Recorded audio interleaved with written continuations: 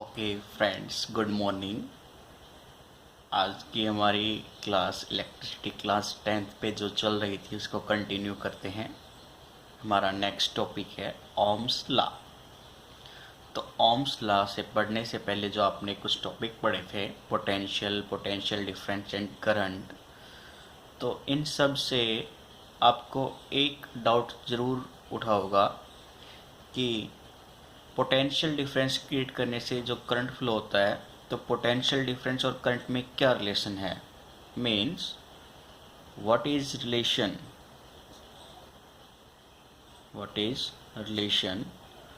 Between current end voltage. ये question सबसे पहले अराइज होता है आपके दिमाग में। तो इस क्वेश्चन का आंसर जिन्होंने दिया था उनका नाम था सर जॉर्ज साइमन ओम। ठीक है, तो इन्होंने जो रिलेशन दिया उसी को हम ओम्स लॉ के नाम से जानते हैं, क्योंकि इनका सरनेम ओम है। तो उनके हिसाब से उनके जो लॉ दिया गया था उसको भी हम ओम्स लॉ के नाम से ही जानते हैं। तो बेसिकली ओम्स लॉ में क्या बोला गया कि जो वोल्टेज सर्किट के या कंडक्टर के टर्मिनल पे पोटेंशियल डिफरेंस जो अप्लाई किया जाता है, जैसा कि V आपको पता है, V पोटेंशियल डिफरेंस है जो अप्लाई किया गया है कंडक्टर के टर्मिनल्स पे, तो ये डायरेक्टली प्रोपोर्शनल होता है फ्लो ऑफ करंट के। मीन्स जितना करंट सर्किट में फ्लो हो रहा है उसके डायरेक्टली प्रोपोर्शनल होता है। ठीक है, लेकिन इसके लिए कंडीशन ये होनी चाहिए कि जो कंडक्टर जिस पे आप एक्सपेरिमेंट कर रहे हैं उसका टेम्परेचर और नियर बाई एटमॉस्फेरिक कंडीशंस हमेशा कांस्टेंट होनी चाहिए। ये नहीं है कि आप उस एक्सपेरिमेंट को पहले 15 डिग्री सेंटीग्रेड पे कर रहे हैं फिर उसी को आप 34 डिग्री सेंटीग्रेड पे करें। प्रेशर पहले एटमॉस्फेरिक प्रेशर पर है, उसके बाद एटमॉस्फेरिक प्रेशर से ज़्यादा या कम हो जाता है, तो ऐसी कंडीशंस में आपकी जो रीडिंग्स हैं वो सेम नहीं आएगी, काफ़ी वेरिएशंस उसमें दिखाई देगा। तो कंडीशन यही होती है कि जो पोटेंशियल डिफरेंस आपके इलेक्ट्रिक कंडक्टर के टर्मिनल पे अप्लाई किया गया है वो ऑलवेज डायरेक्टली प्रोपोर्शनल होगा फ्लो ऑफ करंट के। ठीक है, कब तक? जब तक वो पोटेंशियल डिफरेंस और कंडक्टर के अंदर करंट फ्लो हो रहा है उनके लिए जो टेम्परेचर है वो हमेशा सेम रहे। ठीक है, तो मैं यहाँ पे पहले आपको एक स्टेटमेंट लिख के दे रहा हूँ ओम्स लॉ के लिए। ओम्स लॉ, तो इनके हिसाब से the potential difference V across the ends, the potential difference V across the ends of a given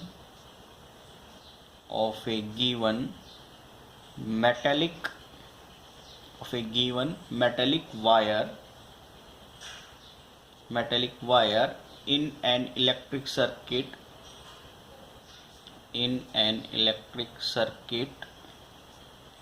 is directly proportional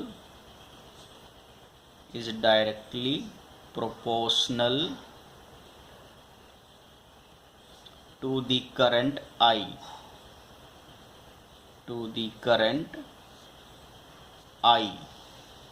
flowing through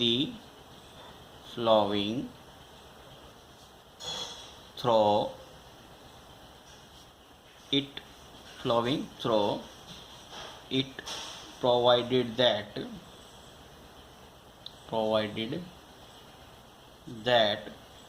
its temperature remains the same। Means temperature vary नहीं करना चाहिए, जो उस atmospheric condition से temperature belong कर रहा है वो टेम्परेचर कांस्टेंट रहना चाहिए। ठीक है, तो मैथमेटिकली अगर हम इसको ड्राइव कर रहे थे तो हम क्या बोल रहे थे कि वोल्टेज डायरेक्टली प्रोपोर्शनल है फ्लो ऑफ करंट के। मीन्स ये जो डायरेक्टली प्रोपोर्शनल है इसको मैं किसी कांस्टेंट R से मान लेता हूँ, क्योंकि टेम्परेचर जो है वो हमारा कांस्टेंट हो गया। तो किसी एक पर्टिकुलर कंडीशंस के लिए कोई टेम्परेचर कांस्टेंट अगर हम मान ले तो उसका पोजीशंस जो हो रहा है वो भी कांस्टेंट ही रहेगा, और यहाँ से इस कांस्टेंट की वैल्यू अगर आप निकालना चाहेंगे तो वो हो जाएगा R बराबर V अपॉन में I। और ये R क्या था? रेजिस्टेंस। R ही है resistance. Resistance means opposition to flow of charge. ठीक है, तो रेजिस्टेंस R क्या हो जाएगा? पोटेंशियल डिफरेंस V अपॉन में फ्लो ऑफ करंट I। ठीक है, तो इसकी SI यूनिट और क्या होगी रेजिस्टेंस की?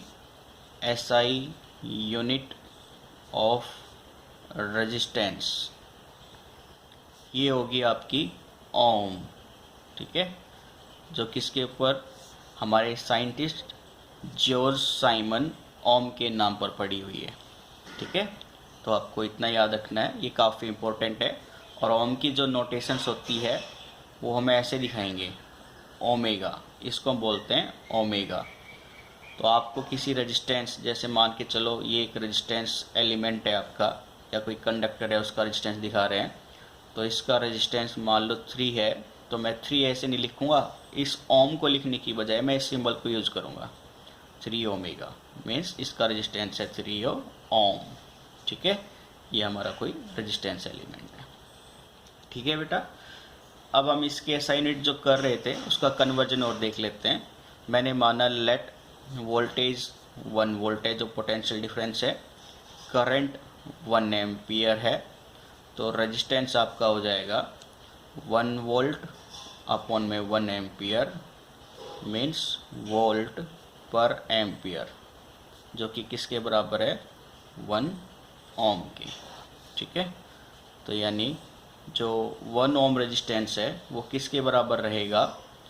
Flow of 1 ampere current when a potential difference of 1 volt is applied across the terminals of the conductor, then resistance offered by the circuit is equal to 1 ohm। ठीक है बेटा, इसको आप note कर लेना, ये काफ़ी इंपॉर्टेंट है एग्जाम पॉइंट ऑफ व्यू से। इस पे कुछ न्यूमेरिकल्स भी आते हैं, वो हम आगे डिस्कस करेंगे। अब हम देखते हैं कि कॉज ऑफ रेजिस्टेंस क्या होता है। तो अब हमारा अगला जो टॉपिक है वो है हमारा cause of resistance offered by a conductor. तो हम इसको थोड़ा डिटेल में देखेंगे।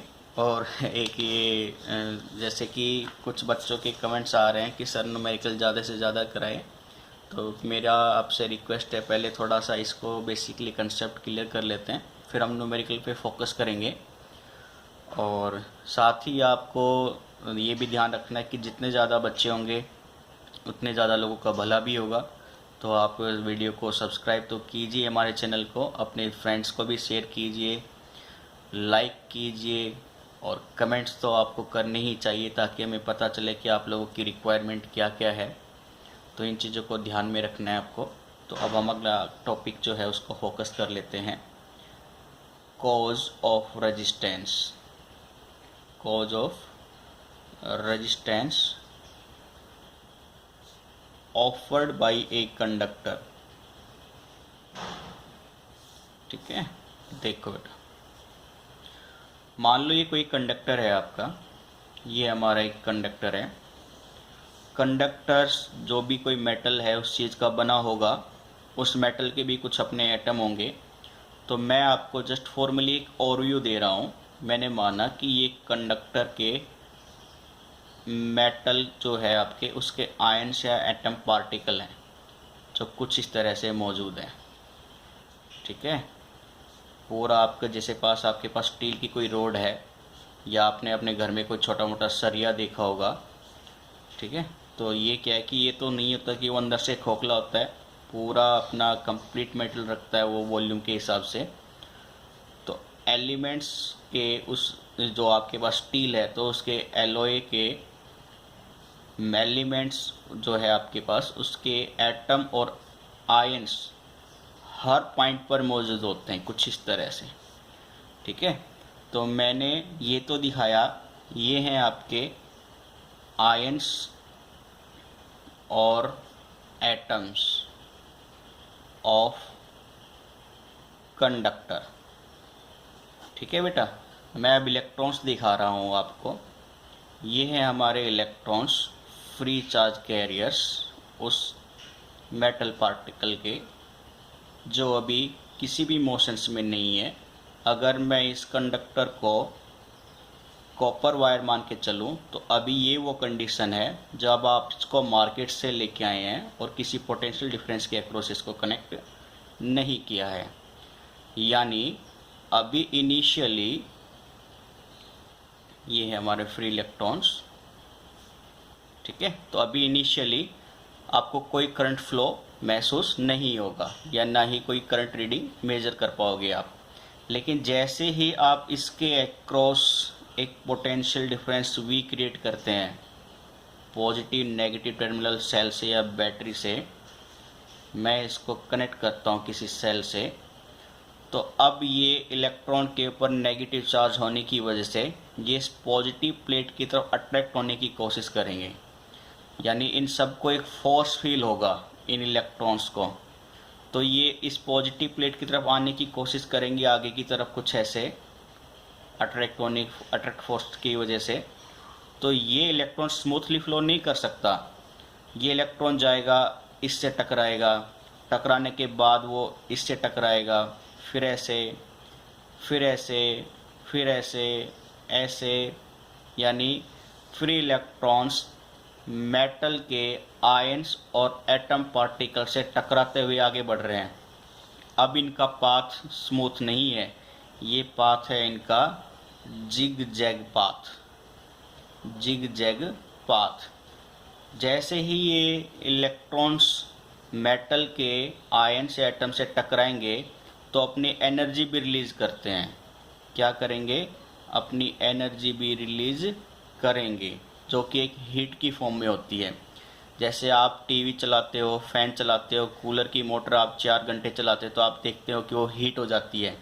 फिर आप कहते हो भाई काफ़ी देर हो गई, इसको बंद कर दो। उस हीट होने का मतलब यही है कि ये इलेक्ट्रॉन्स जब पोटेंशियल डिफरेंस की वजह से फोर्स फील करते हैं तो आगे बढ़ने के टाइम पर वो स्मूथली आगे नहीं बढ़ेंगे, वो उस कंडक्टर के या मेटल के आयंस और जो एटम है उनसे टकरा कर अपनी एनर्जी भी रिलीज़ करेंगे, जिस फॉर्म में वो हीट क्रिएट होती है, और वो फिर उस जिगजैग पाथ से आगे की तरफ बढ़ते हैं।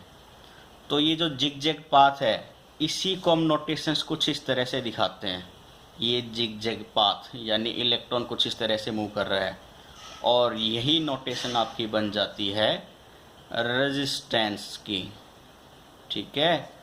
तो यही अपोजिशन जो ऑफर्ड हो रहा है मीन्स आयंस और एटम पार्टिकल्स इलेक्ट्रॉन के पाथ के मोशंस में जो अपोजिशंस क्रिएट कर रहे हैं, जो रेजिस्टेंस क्रिएट कर रहे हैं, उसी को हम बोलते हैं रेजिस्टेंस। अब इलेक्ट्रॉन स्मूथली मूव नहीं कर रहा है। तो रजिस्टर की डेफिनेशन क्या हो जाएगी आपकी बेटा? तो वो मैं नोट करा देता हूँ। ये रेजिस्टेंस का मतलब है रजिस्टर, ये नोटेशन होती है आपकी रजिस्टर की, ओके। ये नोटेशन होती है आपकी रजिस्टर, ठीक है। रेजिस्टेंस मतलब कितना अपोजिशन ऑफर्ड कर रहा है, रजिस्टर मतलब कोई एक डिवाइस है। तो रजिस्टर की डेफिनेशन क्या हो जाएगी? A conductor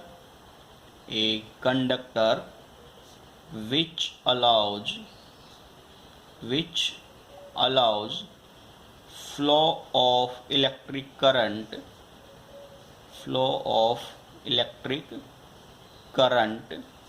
through it but offers some resistance for the flow is generally